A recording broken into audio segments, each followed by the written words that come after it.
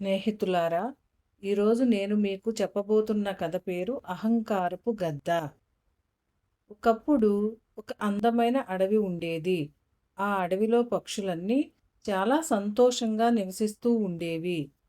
ఆ పక్షులన్నీ ఒకరికి ఒకరు సహాయం చేసుకుంటూ, ఆడుకుంటూ, పాడుకుంటూ జీవించేవి. ఆ పక్షులన్నీ ప్రతిరోజు ఒక ప్రదేశంలో కలుసుకుంటూ ఉండేవి. ఆ పక్షుల్లో ఒక గద్ద కూడా ఉండేది. అది చాలా బలమైనది, శక్తివంతమైనది. అది ఎప్పుడు మిగతా పక్షులతో నేను మీకంటే చాలా పైకి ఎత్తు ఎగరగలను అని అహంకారంగా మాట్లాడుతూ ఉండేది.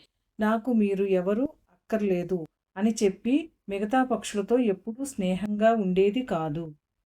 ఒకరోజు అడవిలో ఒక పెద్ద గాలి వర్షం వచ్చింది. పక్షులన్నీ భయపడిపోయి చెట్లలో దాక్కున్నాయి. గద్ద మాత్రం నాకు ఎటువంటి భయం లేదు అని గాలిలోకి పైకి ఎగిరింది.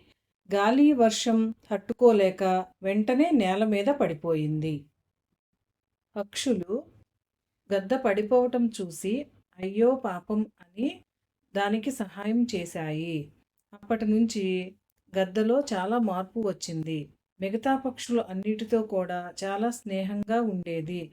అప్పటి నుంచి అన్ని పక్షులు కలిసి మెలిసి ఆనందంగా ఉన్నాయి.